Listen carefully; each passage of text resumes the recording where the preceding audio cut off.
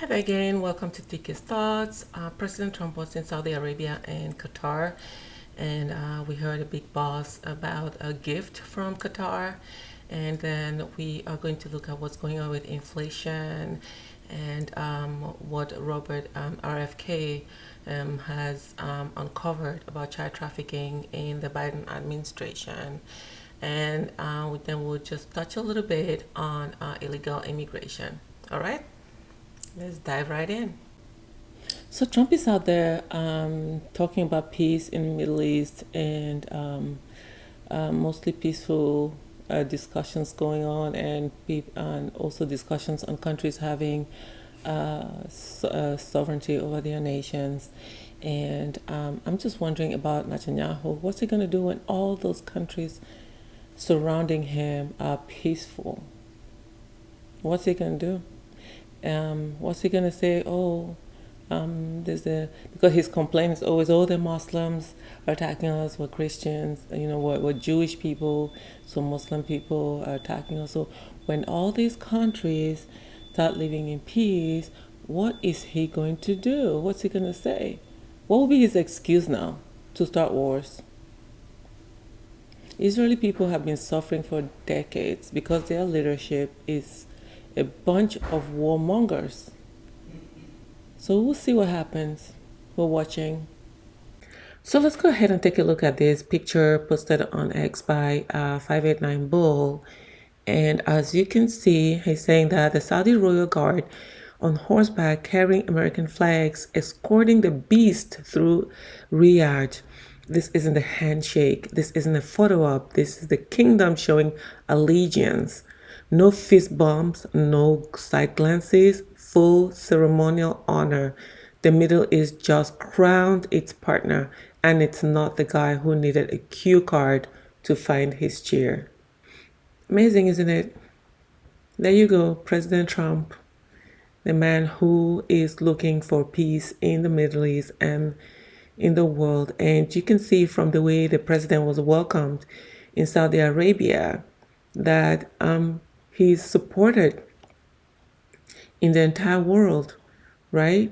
You can see that. You can see the way he was welcomed. If you look at the difference, if you look at when Biden visited the Middle East, let's take a really quick look at that. So he drives in and they do a fist bump, and then look at his face. Does that look like a happy person? So as President Trump makes his way down the aircraft, MBS meets him at the stairs. They exchange a few words. That's a happy person. Happy to meet another alpha, strong male leadership. Look at that. See that? Now, this speech reminds me of President Trump's speech in 2019 in the United Nations when he called out all these organizations like the WEF and WTO right in front of them. I remember we called it being in the belly of the beast. This kind of reminds me of that.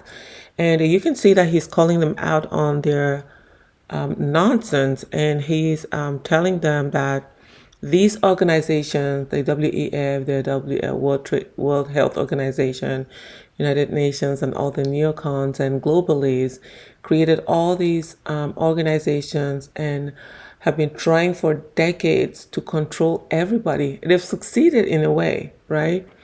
So he's calling them out on the fact that they're trying to control every country in the world.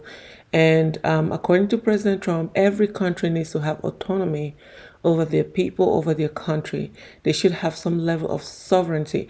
In fact, they should have, and at the same time, he strongly advocates for national sovereignty and the right of each country to govern itself independently. We don't need some organizations that we are funding. Remember, your tax dollars are funding these organizations. We don't need some organizations that our tax dollars are funding to come here and dictate to us how our governments are supposed to be run, right? This is what the president has been saying since he came into office. Like nobody's seen before. I believe it is God's job to sit in judgment, my job to defend America, and to promote the fundamental interest of stability, prosperity, and peace. That's what I really want to do. As you already know, the war in Syria has been going on for over 14 years. And so President Trump also addressed the lingering war in Syria while condemning terrorism and humanitarian abuses going on in the area. He insisted the solution must come from within the region. It must come from the Syrians themselves. He stated that the Syrian people must decide their own future without foreign powers imposing their will, especially these globalists. They're creating all these organizations going around the globe and imposing on other nations, causing all kinds of wars. Now, this was a clear break from earlier U.S. efforts at regime change and a push for Arab nations to lead the change in post-conflict stabilization in the areas. Okay, let's take a look. Let's listen to what he said during his visit in Saudi Arabia. Friends of mine, people that I have a lot of respect for in the Middle East, I will be ordering the cessation of sanctions against Syria in order to give them a chance at greatness. In order to give them a chance at greatness.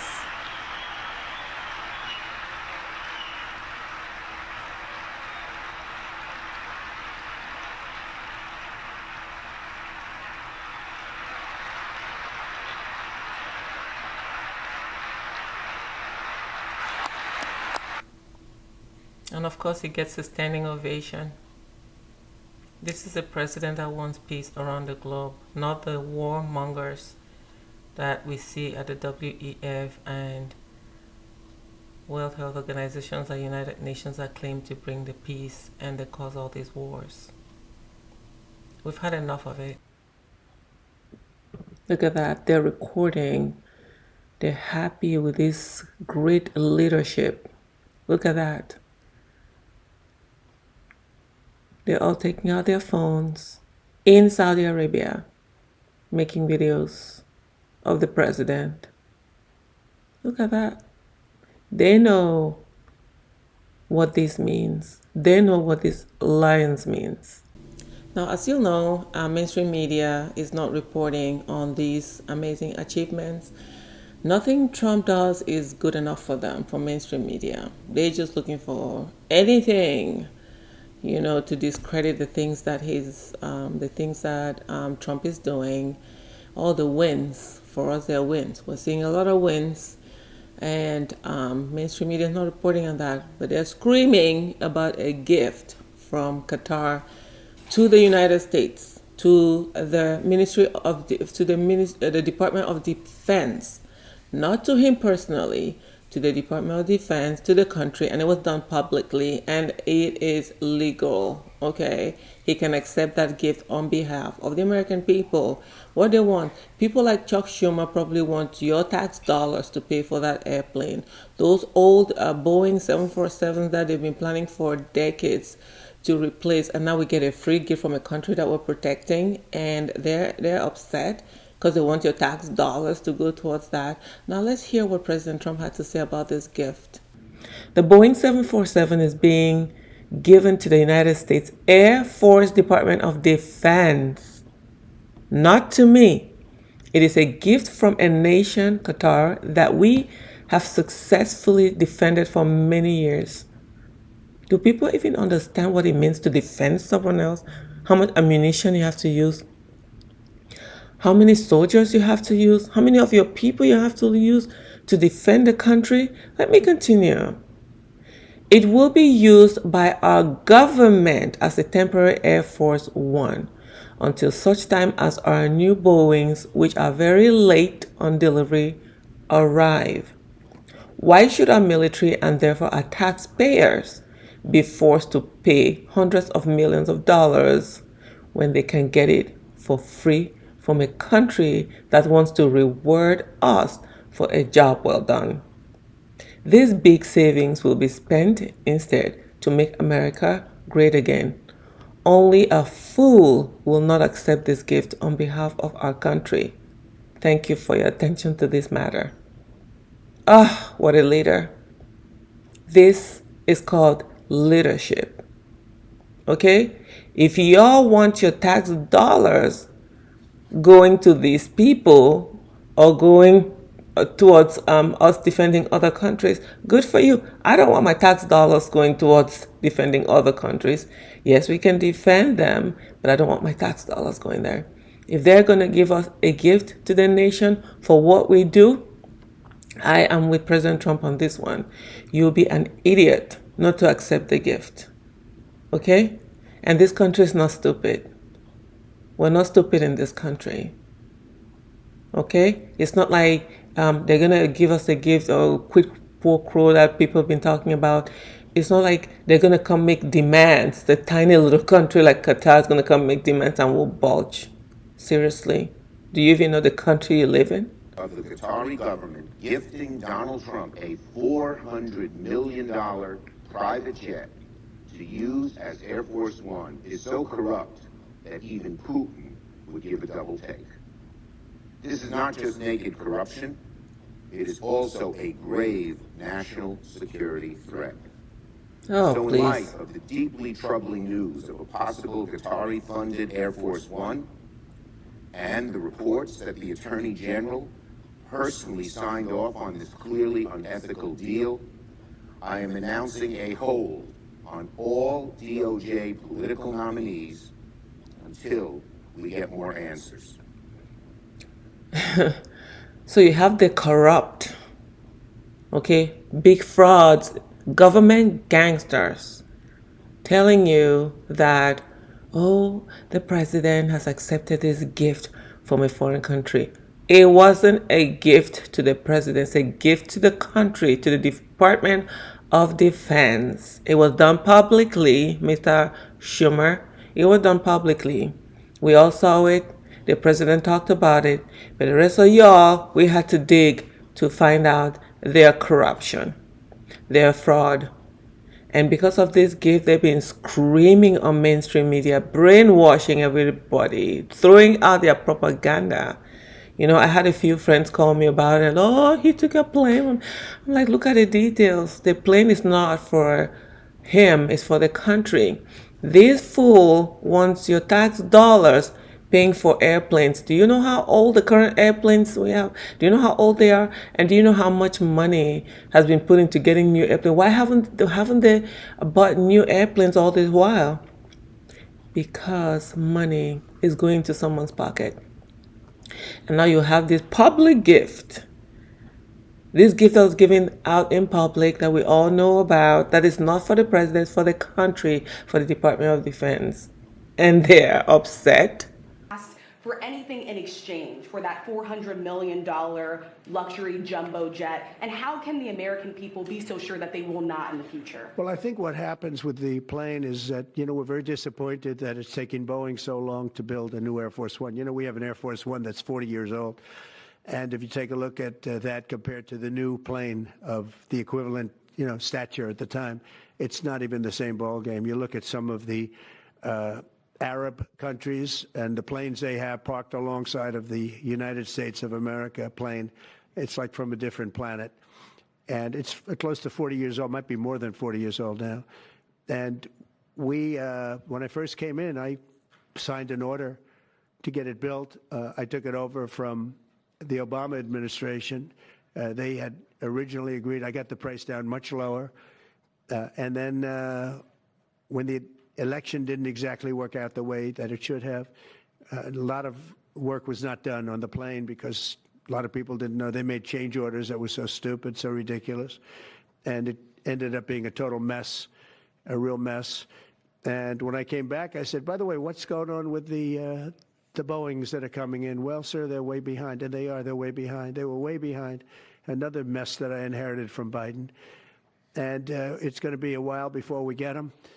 And I think Qatar, who has really, we've helped them a lot over the years in terms of security and safety. I think they, and very, very nicely, and I have a lot of respect for the leadership and for the leader, Qatar. And I think they knew about it because they buy Boeings. They buy a lot of Boeings. and they knew about it, and they said, we would like to do something, and if we can get a 747 as a contribution to our Defense Department to use during a couple of years while they're building the other ones, I think that was a very nice gesture. Now, I could be a stupid person and say, oh, no, we don't want a free plane. We give free things out. We'll take one, too. And it helps us out because, again, we're talking about we have 40-year-old aircraft. Now let's move over to my favorite city, Doha. The president is in Doha to talks with the Qatari Emir, Sheikh Tamim bin Hamad Al Thani. While official statements were limited, inside reports state that the topics included energy infrastructure, counterterrorism partnerships, and economic cooperation. The tone was future-focused, okay, and both sides signaled a desire to strengthen ties beyond politics and more towards regional planning and influence. All right, now check this out. Am I getting this right? Biden spent $3 billion to build 60,000 electric mail trucks, but only got 93. 60,000 electric mail trucks, got 93. He auctions off 20 tons of taxpayer-funded border wall steel for $5.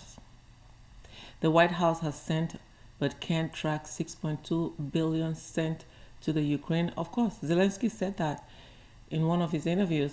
The Pentagon can't track $2.3 trillion of military spending. The U.S. Treasury can't track $5 trillion of pandemic spending.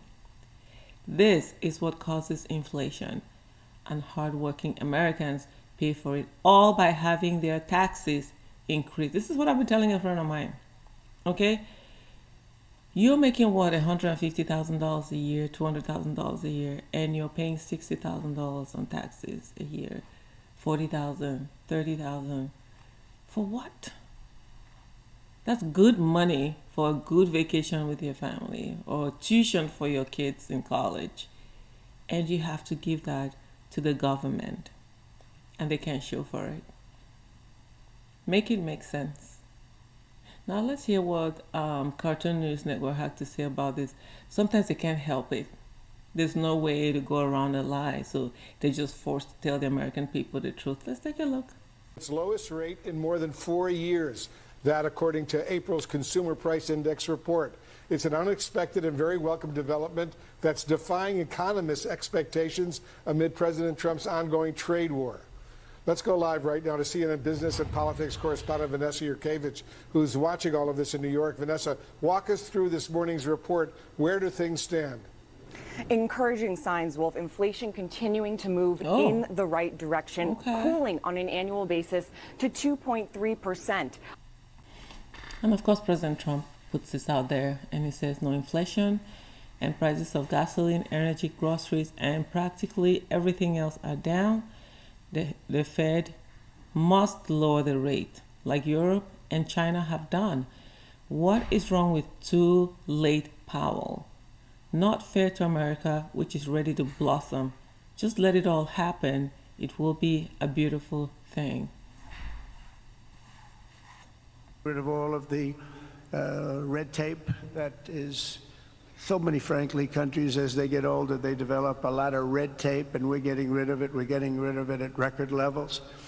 And I'm pleased to report that the United States Congress is on the verge of passing the largest tax cut and regulation cut in American history. We think we're in good shape to get that. And if we get that, that will be like a rocket ship for our country. In the first quarter of the year, the investment in America was up an astounding 22%.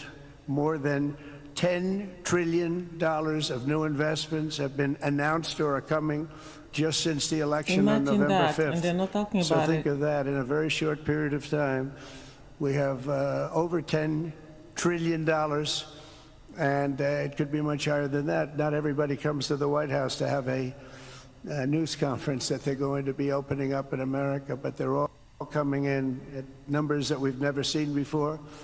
If you take a look at other presidencies, they wouldn't do $1 trillion sometime in years. We did this in essentially 2 months because you have to say we got into office and They gave me about a month to clean up and fix up the Oval Office, and after that, we started working. And the money is pouring in, the jobs are pouring in, the companies are pouring into our country like we've never seen before. There's never been anything like it. And we let other people tariff us into losing a lot of money and a lot of jobs, and now we're tariffing them. We're tariffing them, okay? And it's reciprocal. Let's remember that. And there's a lot based on what he's saying, there's a lot of money pouring into the country, a lot of investments pouring into the country, and it's a win-win. I don't know why people don't understand this. This man is working so hard for this country and this world at large, and mainstream media and some TDS drunken people, they just can't admit it. I don't know.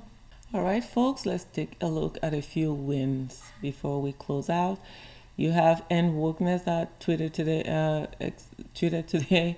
Inflation lowest in over 4 years. Gas falls for third month in a row. Egg prices drop 12% in a month. Trade deals begin to take shape. Markets react to it, all by surging. India, Pakistan react to a ceasefire.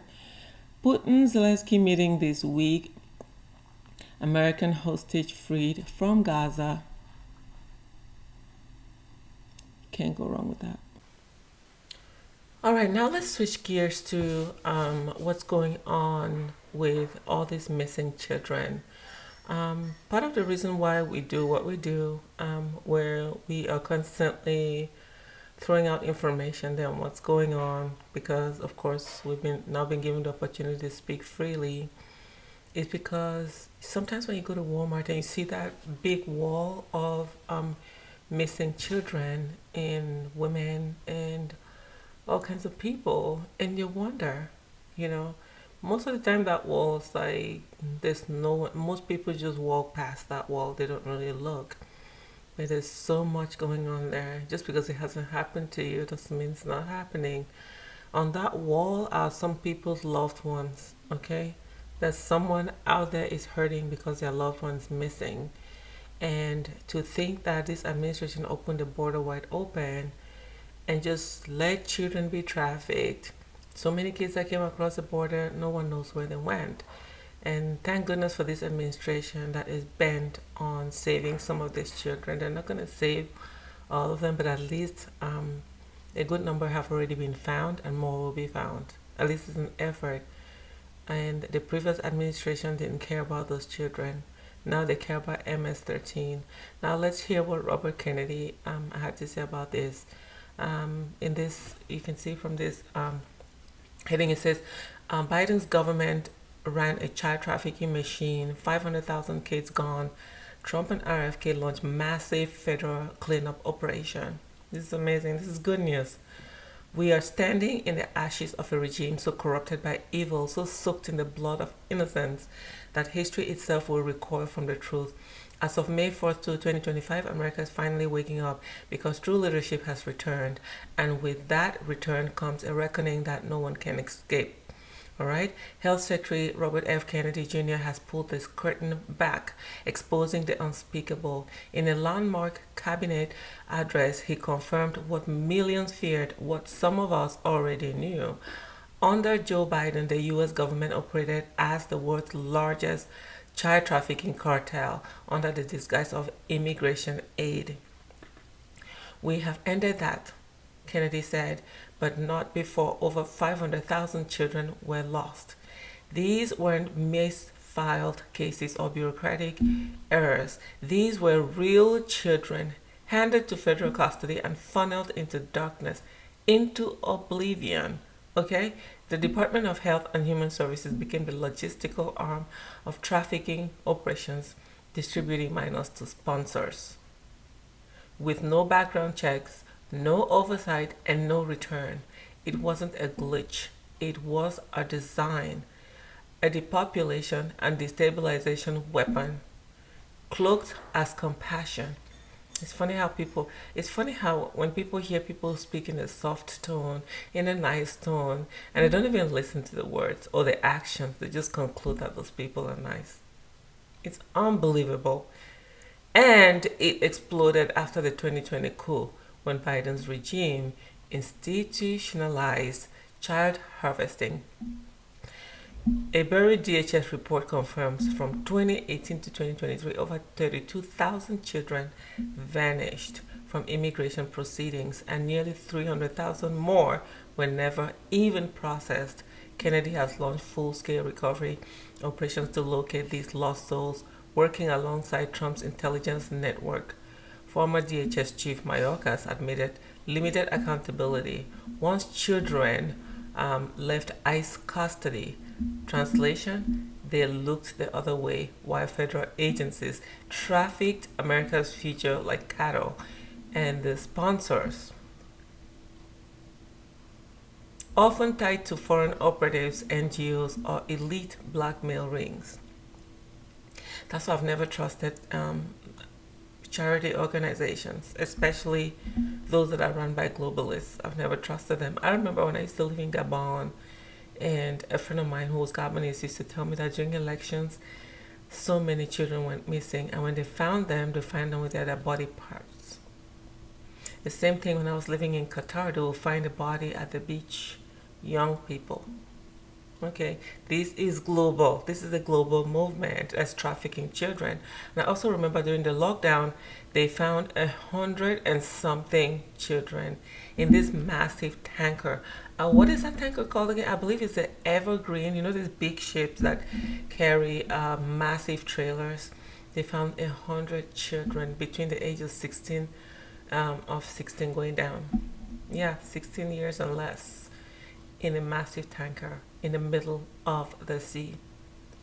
This is a global organization that's trafficking children to elites around the globe, and it's about time that they start cracking down on these idiots, these demonic entities. You're here inside the most infamous prison in the world. What's your reaction?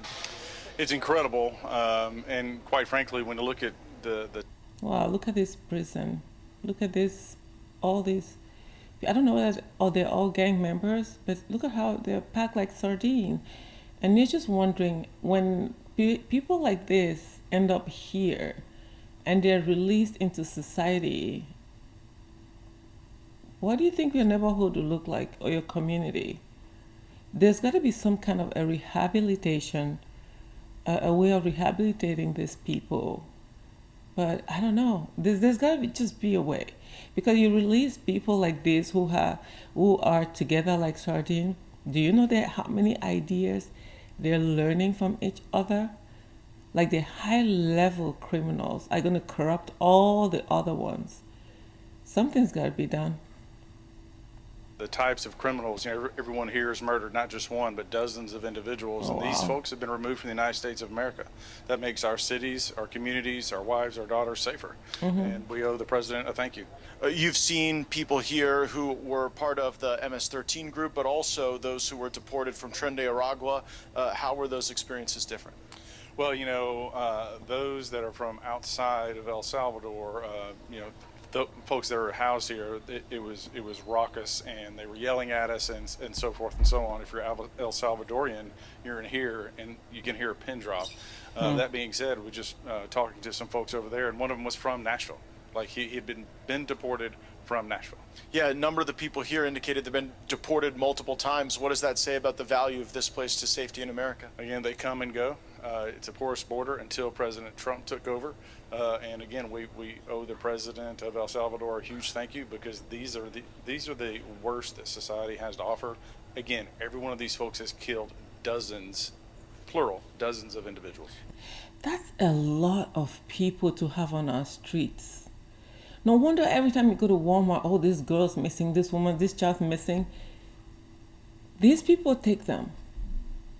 And our court system, they have the guts to fight for these people while our veterans are on the streets. We have homeless people on the streets, but they're fighting for these people. You know why? This is what I think. I think they're using these people to commit some of the crimes that we see in government. That's what I think. Look at all these people. They're young people, the military age people. What do you think they're going to learn from all their friends in prison? And you have judges like this trying to help criminals. Oh, they keep saying immigrants. I'm an immigrant. Okay, we're different. We have a different status. They keep saying immigrants as if they're sending immigrants back to their countries or this. I mean, these people are just plain evil. This judge cares more about these El Salvadoran criminals, these South American criminals, or some of them are even from Africa. All right? She cares more about them than the American people, the taxpayers. Okay? Now, the good thing is, the Wisconsin judge, she was arrested last month and accused of helping an undocumented immigrant. I can bet you the undocumented immigrant is a criminal. Helped the undocumented immigrant evade federal agents, was indicted by the Wisconsin judge arrested last month and accused of helping an undocumented immigrant evade federal agents was indicted by a federal grand jury on Tuesday on charges of concealing a person from arrest and obstruction of proceedings. How is she a judge and doesn't know this? It is so weird. What have they? Sometimes I feel like they've done something. They have there's some dark thing about them that someone knows, and they're using that to blackmail them, because this behavior is not normal. It is not. Now, the indictment of Judge Hannah Duggan of Milwaukee County's Circuit Court was a routine but significant step in the Justice Department's case against her. The Trump administration has defended the prosecution as a warning that no one is above the law. It's funny how they work for the justice system. While many Democrat lawyers and former judges have denounced it as an assault on the judiciary. Oh my goodness, these people. Judge Duggan, who has been temporarily removed from the bench by the Wisconsin Supreme Court while the case against her advances, has indicated through a lawyer that she intends to fight the charges. She's expected to appear in court on Thursday. Yeah, I hope she can fight it. I hope she wasn't trying to hide an undocumented immigrant, especially if it's a criminal. That would just, oh my goodness, it will be the end of her career if she's not careful. How are you in the justice system and you don't understand the law? I mean, not that you don't understand, but you refuse to obey the law because she knows that what she's doing is wrong. But she still does it, like most of these high-level criminals that we know. All right, folks, that's all I have for you today. If you found value in my videos, go ahead and comment, like, or subscribe to my channel. And like I always say, keep reading, keep listening, and most importantly, keep an open mind. Enjoy the rest of your day. Bye-bye.